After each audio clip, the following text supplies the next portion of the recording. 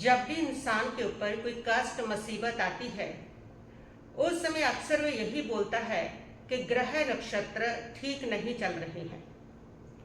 जैन धर्म में नवग्रह शांति और उसकी ऊर्जा को संतुलित करने का एक बहुत ही वैज्ञानिक और आध्यात्मिक मार्ग बताया गया है।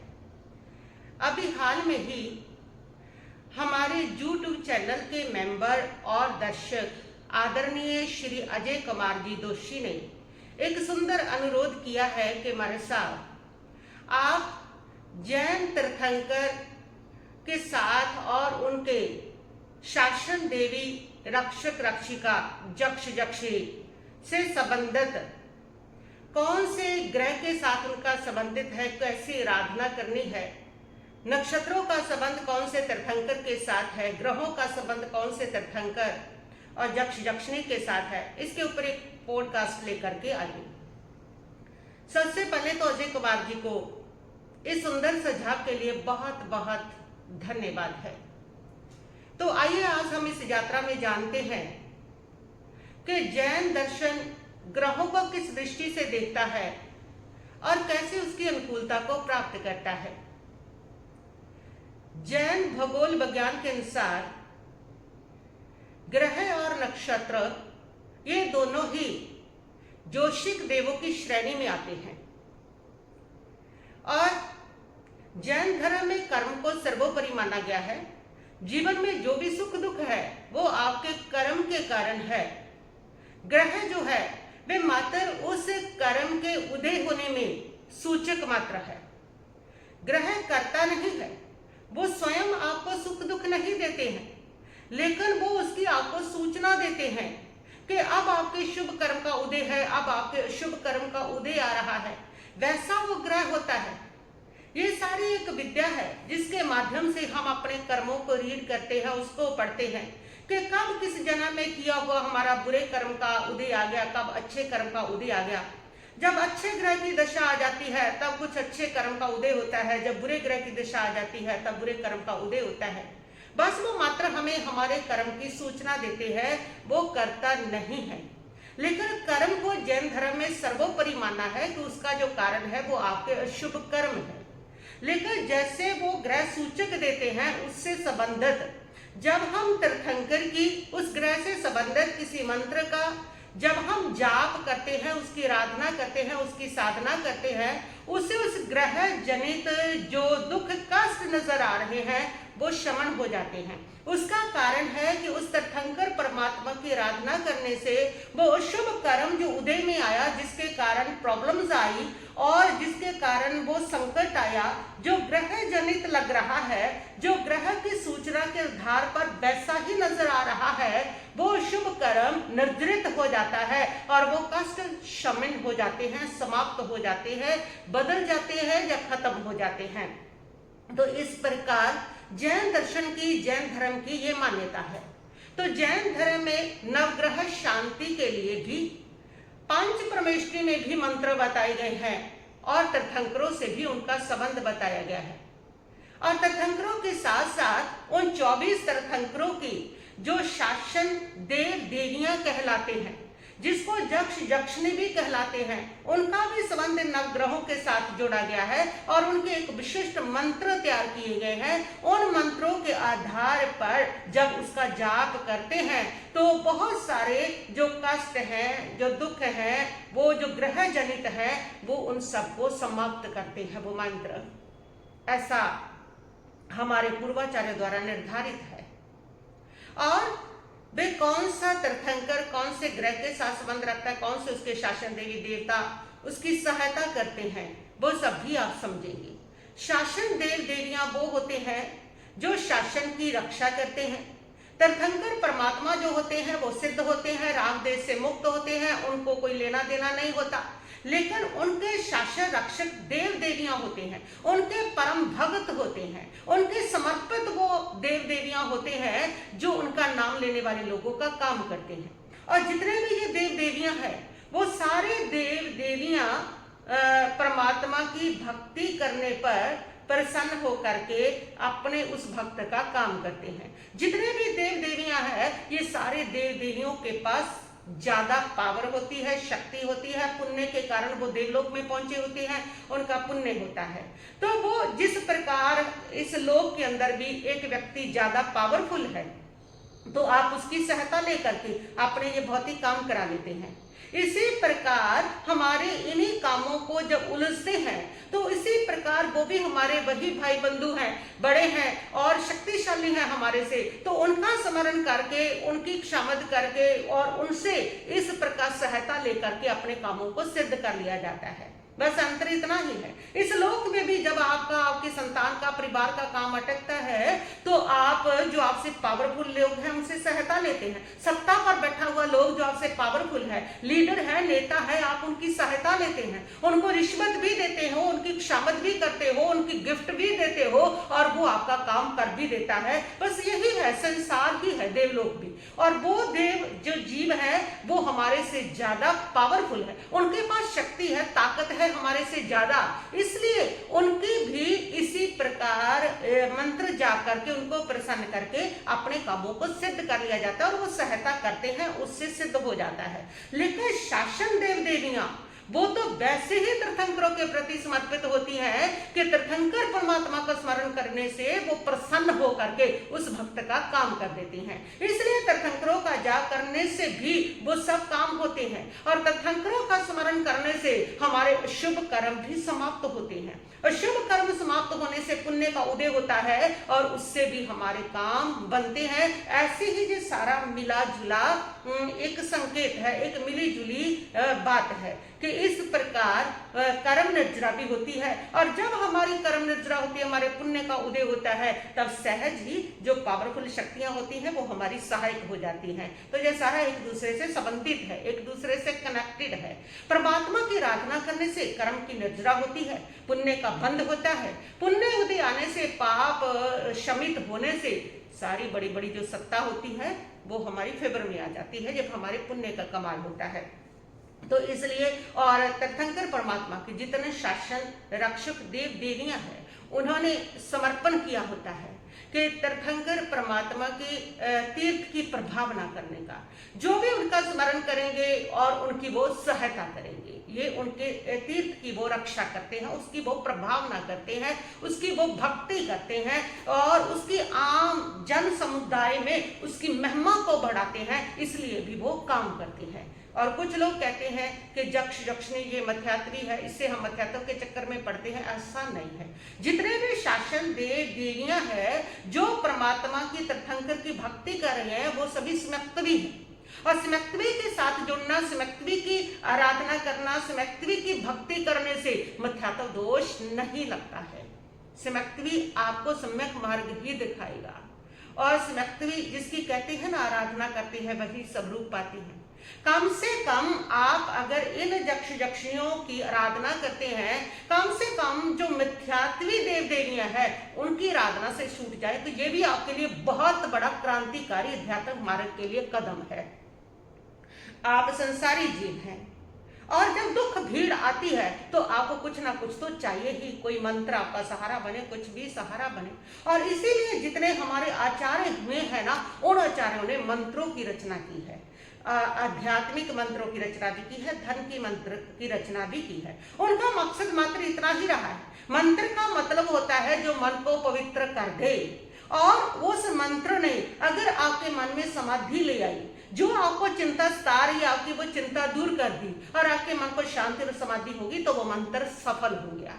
उनका बस इतना ही मकसद है इस मंत्र को सफल करने का। जो इतने महान महान आचार्य हुए उन्होंने ग्रहों की रीडिंग की और ग्रहों के अनुसार मंत्रों की रचना की और उन मंत्रों को आम जन समुदाय को दी, उनकी श्रद्धा को बरकरार रखने के लिए, उनको स्मृति बनाए रखने के लिए और उनकी वो असमाधि का जो पाप का आश्रव चल रहा है उस आश्रव को रोकने के लिए कि अगर उनका मंत्र करते हुए मन शांत हो गया, समाधि में आ गया, पवित्र हो गया तो मंत्र सफल हो गया, उसका कर्म का आश्रव रुक गया। बहुत बड़ा दृष्टिकोण था उनका। यूं ही नहीं, हमारा उतना बड़ा दृष्टिकोण नहीं, इसलिए हम नुक्स निकालते रहते हैं कि इससे मध्यात्व लग जाएगा, इससे मध्यात्व लग जाएगा।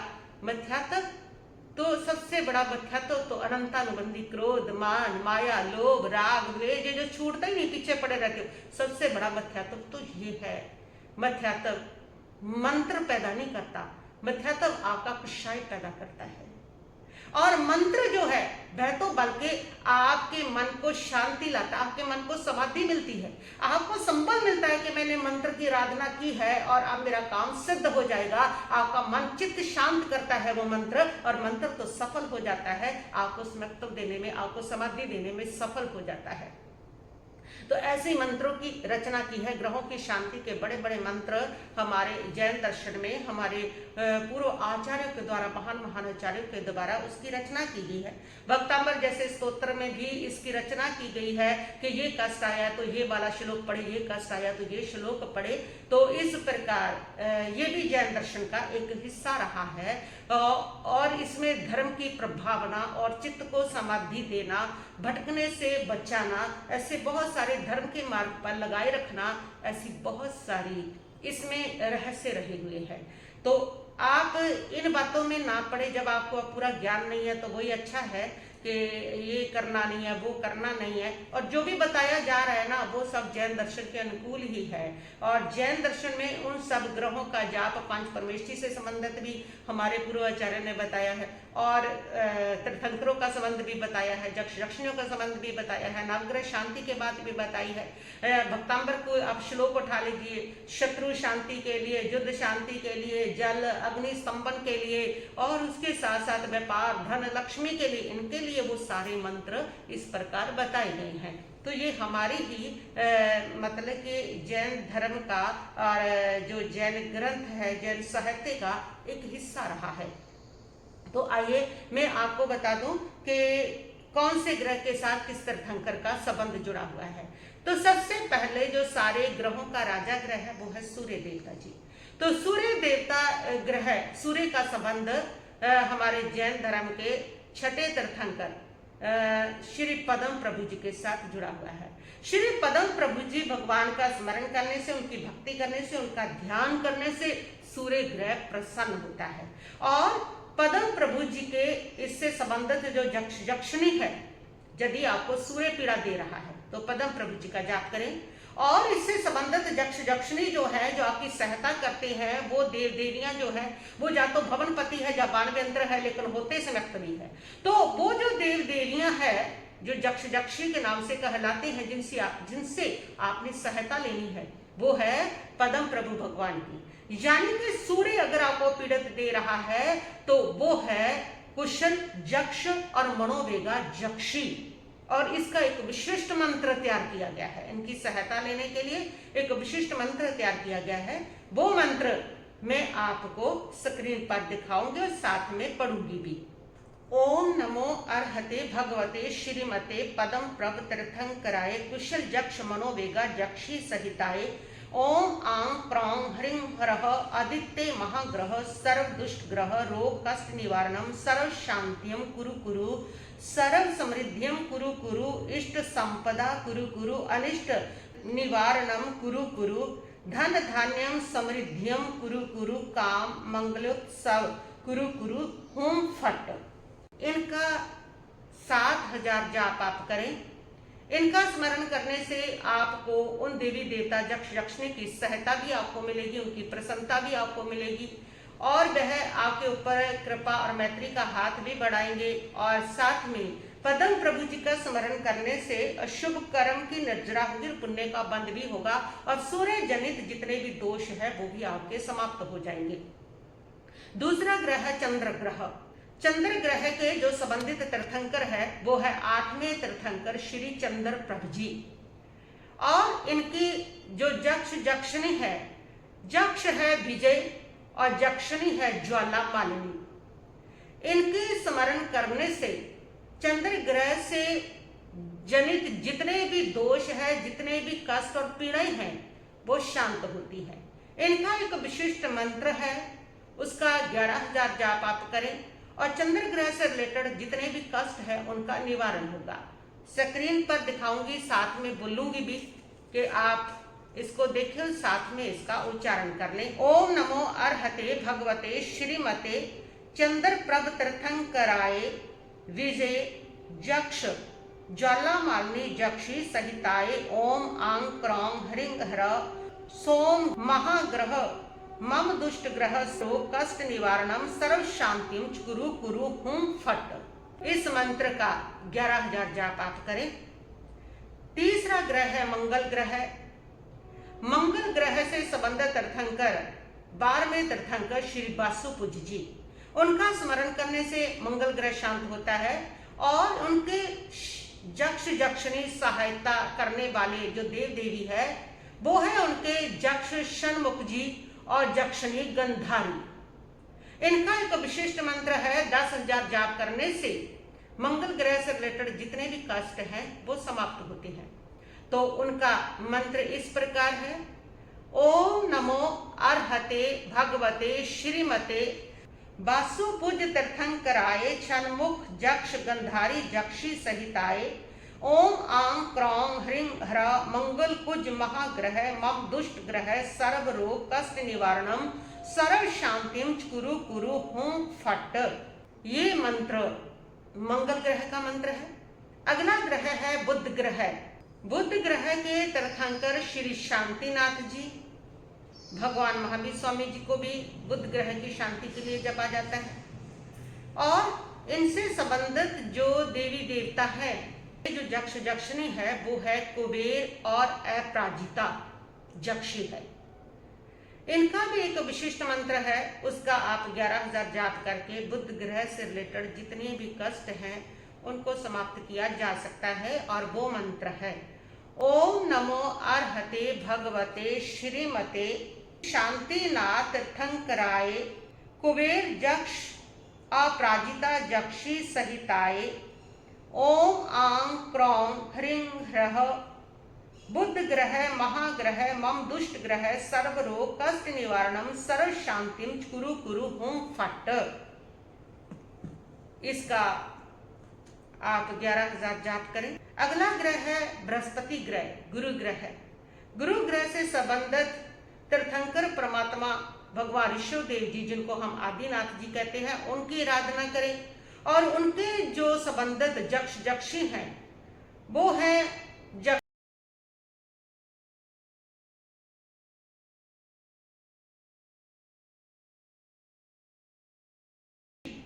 इनका स्मरण करने से, इनके मंत्र को पढ़ने से उनकी सहायता प्राप्त होती है। और तीर्थंकर भगवान का स्मरण करने से हमारे अशुभ कर्म की नजरा होती है, पुण्य का बंद होता है। इनका एक विशिष्ट मंत्र है और वो आप स्क्रीन पर देखें, उच्चारण सुने। ओम नमो अर्हते भगवते श्रीमते ऋषभदेव तीर्थंकराय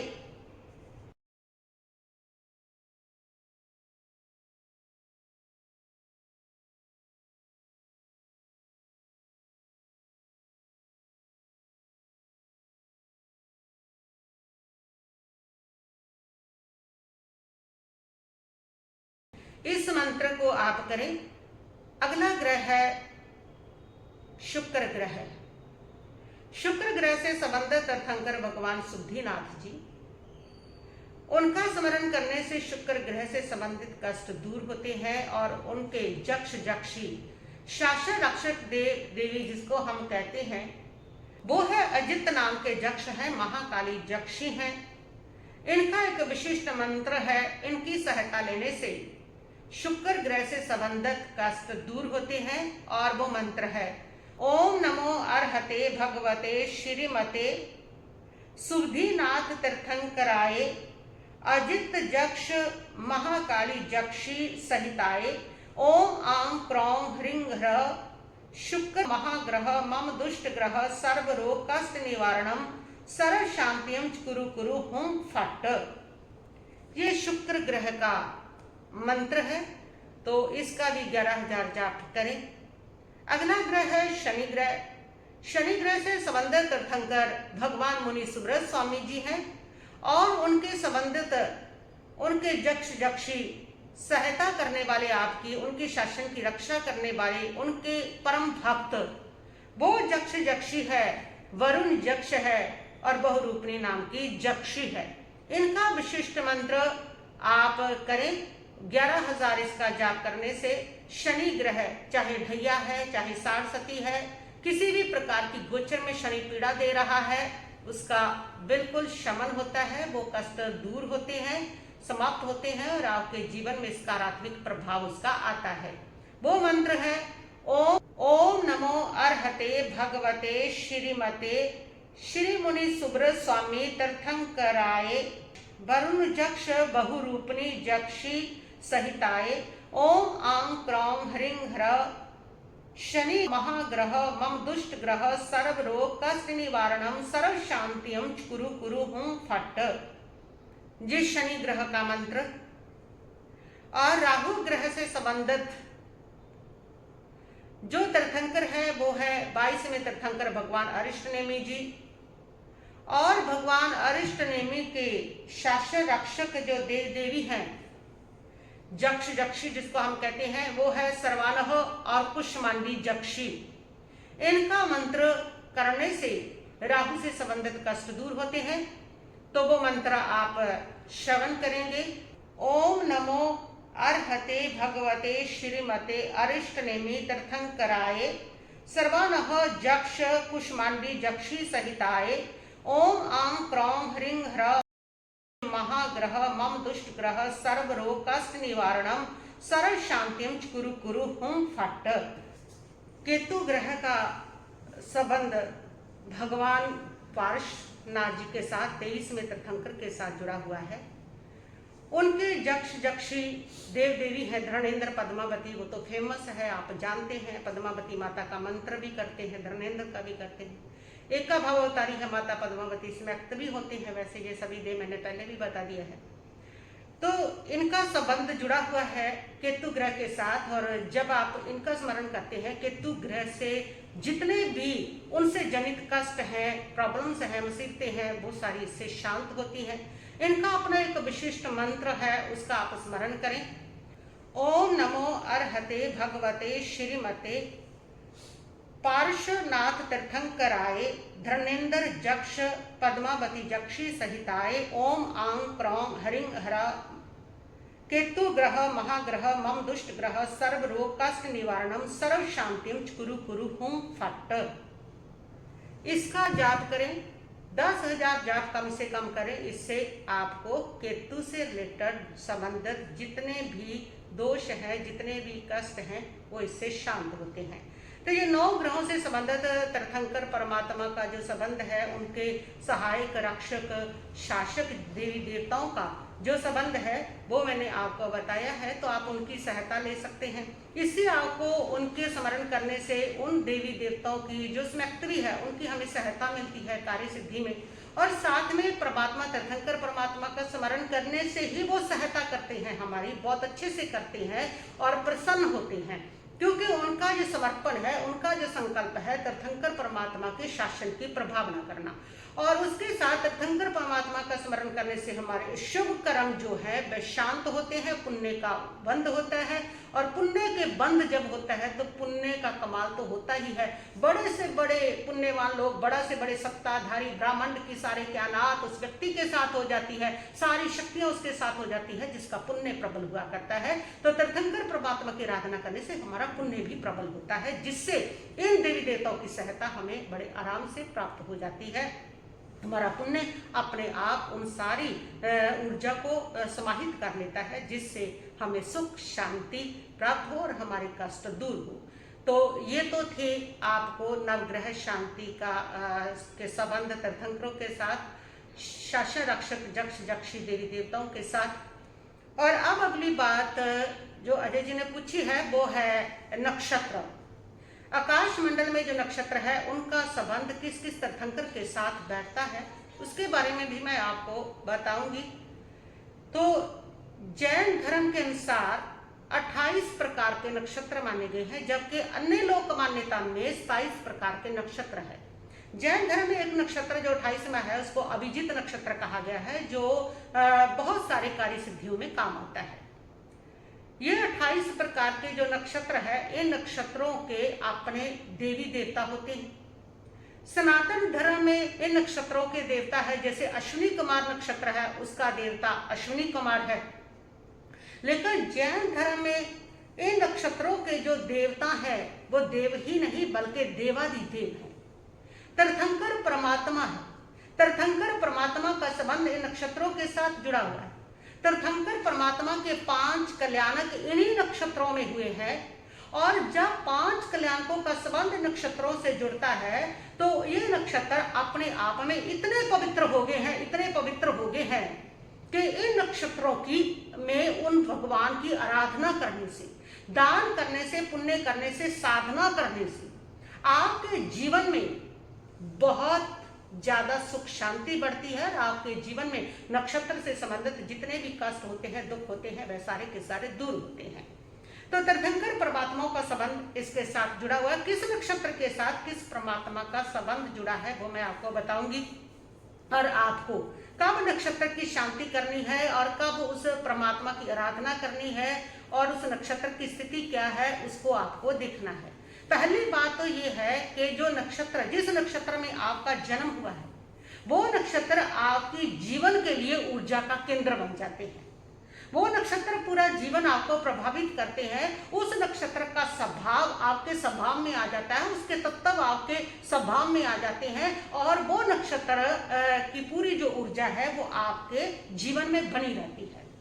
इसलिए जो अच्छे नक्षत्र है, जिनकी अच्छी ऊर्जा है, वो जातक तो अच्छे होते ही हैं, पुण्यवान भी होते हैं, लेकिन जरूरी नहीं कि जिस अच्छे नक्षत्र में आपका जन्म हुआ, शुभ नक्षत्र में जन्म हुआ, वो शुभ नक्षत्र, वो मृदु जो नक्षत्र है, वो आपको हमेशा शुभ स्थितियां ही देते रहेंगे, क्योंकि उनकी जो स्थितियां हैं वो बदलती रहती हैं और समय समय पर उनकी शुभ शुभ स्थितियां हो जाती हैं।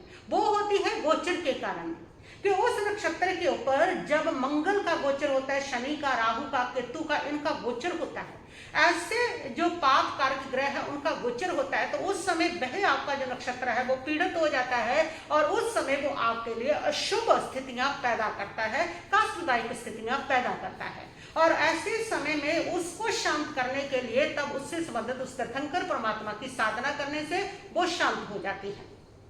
और तीसरा है कि आप गंडमूल नक्षत्र, अगर आपके किसी बच्चे का जन्म गंडमूल में हुआ है और गंडमूल में जन्म होने से उस बच्चे के जीवन में कष्ट कई प्रकार के बने रहते हैं, कई बार माता पिता के ऊपर भी वो कष्ट आते हैं, तो उस समय आपको उस गंडमूल के जो नक्षत्र, उससे संबंधित जो तीर्थंकर परमात्मा है, उनका आपको 10,000 11,000 जाप करें, और उनकी आराधना करने से और वो जो कष्ट है वो दूर होते हैं।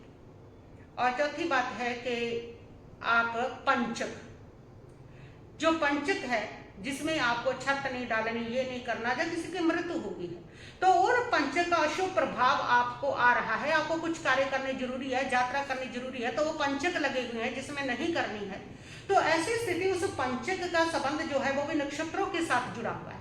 वो 5 दिन होते हैं, 5 नक्षत्र होते हैं, धनिष्ठा, शतभिषा, पूर्व भाद्रपद, उत्तर भाद्रपद और रेवती नक्षत्र, ये 5 नक्षत्र होते हैं। इन 5 नक्षत्रों के संबंधित जो तीर्थंकर परमात्मा है, इन 5 दिनों में एक एक माला उनकी करने से ये पंचक आपके लिए किसी भी प्रकार का अशुभ प्रभाव नहीं छोड़ते हैं। और सबसे महत्वपूर्ण बात, जिस नक्षत्र में आपका जन्म हुआ है वह नक्षत्र आपको जिंदगी भर अपनी ऊर्जा देता है। उसकी ऊर्जा को बढ़ाने के लिए उस नक्षत्र में आप जिस तीर्थंकर परमात्मा का उस नक्षत्र से संबंधित है, उस नक्षत्र वाले दिन उस तीर्थंकर परमात्मा की आराधना आप नियमित करते रहें, लगातार करें।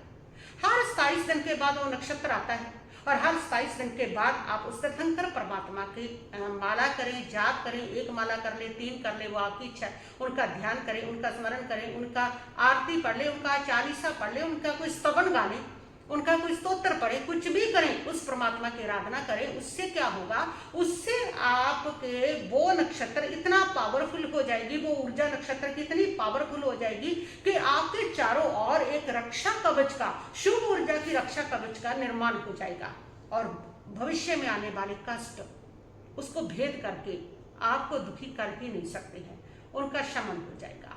तो एक ये है, आप कि जिस नक्षत्र में आपका जन्म हुआ है उससे संबंधित जो तीर्थंकर परमात्मा है उसकी आराधना हर 27 दिन के बाद आप उनका जाप करें। और बाकी जो मैंने आपको बताया है, जब गोचर आता है, गंडमूल आते हैं, या फिर पंचक आते हैं, या किसी भी प्रकार से नक्षत्र शुभ आपका है तो उससे संबंधित तीर्थंकर परमात्मा का स्मरण आपको करना है। तो उन तीर्थंकर परमात्माओं का किस नक्षत्र के साथ किस तीर्थंकर परमात्मा का संबंध है वो मैं आपको बता रही हूँ, आप उसको नोट कर लेंगे। अगर आप चाहें तो मैं उसको स्क्रीन पर भी जा तो दिखवा सकती हूँ कह के, नहीं तो आप सुन लीजिए, आप उसको नोट कर लीजिए और नोट करके वैसी वैसी जो साधना है उस तीर्थंकर परमात्मा की आप करें, उससे आपके जीवन में सुख शांति होगी। तो 27 नक्षत्रों का हम वर्णन करेंगे। उन 27 नक्षत्रों में सबसे पहला नक्षत्र अश्विनी नक्षत्र है। अश्विनी नक्षत्र का संबंध भगवान वासुपुर जी से और भगवान नमीनाथ जी के साथ जुड़ा हुआ है। जिनका अश्विनी नक्षत्र में जन्म हुआ है, जब गोचर में अश्विनी नक्षत्र पर आपका गोचर शुभ चल रहा है, तो वो लोग जो हैं वो भगवान नमीनाथ जी की और उसके साथ साथ भगवान वासुपुर जी की आराधना करें। भरणी नक्षत्र दूसरा नक्षत्र है। भरणी नक्षत्र, भरणी नक्षत्र का संबंध तीर्थंकर परमात्मा शांतिनाथ भगवान के साथ और मल्लीनाथ भगवान के साथ जुड़ा हुआ है। आप इनकी आराधना करें। और आगे के जो तीर्थंकर है, भरणी के बाद कृतिका नक्षत्र आते हैं। कृतिका नक्षत्र का संबंध विमलनाथ भगवान जी के साथ, तीर्थंकर के साथ, परमात्मा के साथ, कुंथुनाथ भगवान के साथ जुड़ा हुआ है और वो इनकी आराधना करें। रोहिणी नक्षत्र चौथा नक्षत्र, इसका संबंध भगवान अजितनाथ जी के साथ और भगवान अर्हनाथ जी के साथ जुड़ा हुआ है। इनकी आराधना करने से इनसे संबंधित कष्ट दूर होते हैं। पांचवा नक्षत्र है मृगशिरा नक्षत्र। मृगशिरा नक्षत्र का संबंध तीसरे तीर्थंकर भगवान संभवनाथ जी के साथ जुड़ा हुआ है। इनका स्मरण करने से इनसे संबंधित जो कष्ट है वह दूर होते हैं और आपकी रक्षा सुरक्षा होती है। पांचवा नक्षत्र है आर्द्रा नक्षत्र। आर्द्रा नक्षत्र का संबंध किसी भी तीर्थंकर भगवान के साथ नहीं जुड़ा हुआ, लेकिन जैन धर्म में आर्द्रा नक्षत्र का महत्व इसलिए है कि इस दिन से हरी सब्जी, आम जैसे कुछ जो फल है उनका परित्याग कर दिया जाता है, क्योंकि जीवों की तपत्ति बहुत ज्यादा होती है, तो अहिंसा का पालन किया जाता है। तो इस दिन अगर किसी का नक्षत्र में जन्म हुआ है या किसी प्रकार की कष्ट पीड़ा चल रही है तो उनके लिए जो जाप है वो बताया गया है। ओम हरिम अर्हम असि आउ सा सर्व शांतिम च कुरु कुरु स्वाहा। तो ये जाप वो लोग कर सकते हैं। इसका जाप करने से उनका इस आर्द्रा नक्षत्र से संबंधित कष्ट जो है वह दूर होते हैं। सातवां नक्षत्र है पुनर्वसु नक्षत्र। पुनर्वसु नक्षत्र का संबंध भगवान अभिनंदन नाथ जी के साथ जुड़ा हुआ है। इनकी आराधना करें। पुष्य नक्षत्र का संबंध भगवान धर्मनाथ जी के साथ जुड़ा हुआ है और भगवान चंद्र प्रभु जी के साथ जुड़ा हुआ है। इनकी आराधना आप कर सकते हैं। अश्लेषा नक्षत्र का संबंध भगवान सुब्धीनाथ जी के साथ जुड़ा हुआ है। इनकी आराधना आप करें। मगा नक्षत्र का संबंध भगवान सुमतीनाथ जी के साथ जुड़ा हुआ है। इनकी आराधना कर सकते हैं। पूर्वा फाल्गुनी नक्षत्र का संबंध भगवान वासुपुर जी के साथ जुड़ा हुआ है। उत्तरा फाल्गुनी नक्षत्र का संबंध भगवान महावीर स्वामी के साथ जुड़ा हुआ है। हस्त नक्षत्र का संबंध भगवान अनंतनाथ जी के साथ, भगवान महावीर स्वामी जी के साथ जुड़ा हुआ है। चित्रा नक्षत्र का संबंध भगवान पदम प्रभु जी, भगवान निमिनाथ जी, भगवान विमलनाथ जी के साथ जुड़ा हुआ है। स्वाति नक्षत्र का संबंध भगवान धर्मनाथ जी के साथ जुड़ा हुआ है। विशाखा नक्षत्र का संबंध भगवान पारसनाथ जी, भगवान पार्श्वनाथ जी और भगवान शांतिनाथ जी के साथ जुड़ा हुआ है। अनुराधा नक्षत्र का संबंध भगवान चंद्र प्रभु जी और कुंथुनाथ भगवान जी के साथ जुड़ा हुआ है। ज्येष्ठा नक्षत्र का संबंध भगवान अर्हनाथ जी के साथ जुड़ा हुआ है। मूल नक्षत्र का संबंध भगवान सुब्धीनाथ जी और भगवान मल्लीनाथ जी के साथ जुड़ा हुआ है। पूर्वाषाढ़ा नक्षत्र का संबंध भगवान शीतलनाथ जी, मुनि सुब्रत स्वामी जी के साथ जुड़ा हुआ है। उत्तराषाढ़ा नक्षत्र का संबंध भगवान पारसनाथ जी और वासुपुर जी के साथ जुड़ा हुआ है। श्रवण नक्षत्र का संबंध भगवान श्रेयांशनाथ जी, मुनि सुब्रत स्वामी जी के साथ जुड़ा हुआ है। धनिष्ठा नक्षत्र का संबंध भगवान श्रेयांशनाथ जी के साथ जुड़ा हुआ है। शतभिषा नक्षत्र का संबंध भगवान वासुपुर जी के साथ, भगवान श्रेयांशनाथ जी के साथ जुड़ा हुआ है। पूरे भाद्रपद नक्षत्र का संबंध भगवान नमीनाथ जी के साथ जुड़ा हुआ है। उत्तर भाद्रपद नक्षत्र का संबंध भगवान शांतिनाथ जी, भगवान नेमिनाथ जी और भगवान अजितनाथ जी के साथ जुड़ा हुआ है। रेवती नक्षत्र का संबंध भगवान अनंतनाथ जी और भगवान शिवदेव जी के साथ रेवती नक्षत्र का संबंध जुड़ा हुआ है। तो जिस तीर्थंकर परमात्मा का संबंध जिस नक्षत्र के साथ जुड़ा हुआ है, उस नक्षत्र की शांति जब जब आपको करनी है तो इन तीर्थंकर परमात्मा की आराधना करने से उस नक्षत्र की शांति होती है। उस नक्षत्र से संबंधित जो कष्ट हैं वो अपने आप दूर होती हैं, उनकी नकारात्मक जो ऊर्जा है वो बेअसर हो जाती है। तो इन नक्षत्रों में जिनका जन्म हुआ है उससे संबंधित जो तीर्थंकर है 27 दिन के बाद वे उस तीर्थंकर परमात्मा की आराधना करने से उनको सुरक्षा मिलती है, हर प्रकार की रक्षा उनको प्राप्त होती है। तो ये अजय जी का एक बहुत अच्छी भावना थी, तो उनके कारण ही आप सब लोगों को भी अच्छा है, इसकी आपको ज्ञान मिला और इसकी आपको साधना मिल गई, आराधना मिल गई और आप इसको करने से आपके जीवन के कष्ट दूर होंगे। और ये दलाली श्री अजय भैया जी ने कमाई है, उनका ये सवाल था, बहुत अच्छा अनुरोध था उनका, मुझे बहुत अच्छा लगा। तो बस इतना ही कहती हुई मैं अपने वक्तव्य को यहीं पर स्थगित करती हूँ। ओम शांति शांति शांति।